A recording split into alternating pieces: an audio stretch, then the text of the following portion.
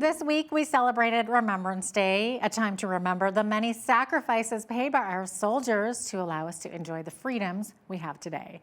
I spoke with Wayne King, a retired Canadian Forces colonel and service officer for the Lethbridge Royal Canadian Legion. Take a look. You're mentioning helps for veterans. So what kinds of needs and challenges are these older veterans facing right now? It's a variety of problems that they face. Some of it arises directly out of the fact that they served, in many cases, in combat zones.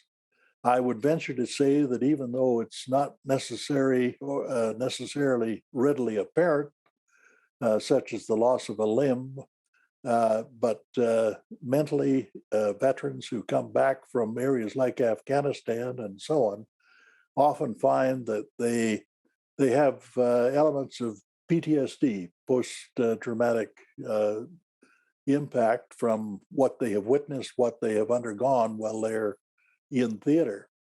And that sort of thing can be very, very debilitating. It causes difficulties in the home, difficulties in the individual veteran's life, his ability to acquire and maintain employment and support his family, as would normally be the case. I understand that another major complaint of it's very common among veterans to feel that the length of time that it takes to get disability benefit decisions from Veterans Affairs Canada, it can be a challenge. Has that improved any? Well, it's certainly an ongoing problem. It hasn't been resolved in any marked degree so far. Similarly, though, I don't believe it has gotten worse lately. It's a situation that I hope the government continues to spend a good deal of time and effort trying to resolve, so that the veteran who comes forward and substantiates a disability as a result of service can, within a reasonable time frame, expect some support, which is part of the program. If it is delayed too long, then the veteran understandably gives up hope that he is going to get the support that he is entitled to as a consequence of having served our country in a theater of conflict.